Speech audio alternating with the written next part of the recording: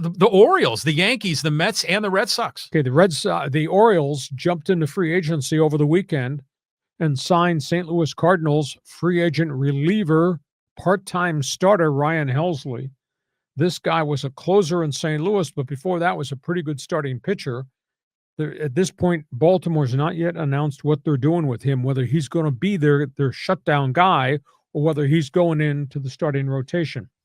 Yankees, and this is kind of a surprise, are talking to Alex Bregman, who was in Boston last season.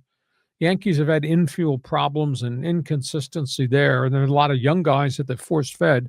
The Yankees are talking to Bregman. While that's happening, the Mets, crosstown, they're talking to Cody Bellinger, who played for the Yankees, had a really good season last year. Mets want to add another bat, maybe in the outfield. And then the Red Sox, there's another deal coming in Boston.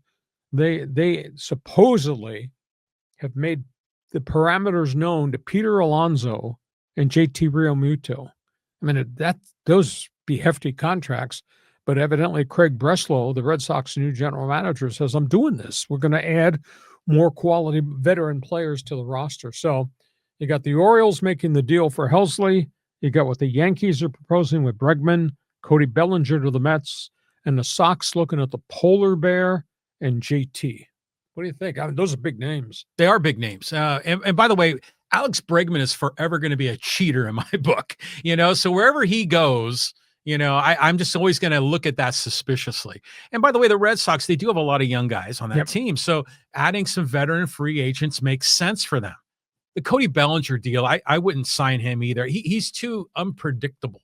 You can be right back in the tank with a 219 batting average and, people searching for home runs with that guy. So I don't know. I mean, and then the Orioles, I remember Helmsley. He was good as a closer. He throws really hard. And I remember him earlier as a starter. It's interesting when he flipped to a closer. I remember that caught me by surprise a few years ago. Well, as a starter, from what I was told, he couldn't be a complete pitcher because his third and fourth pitches were not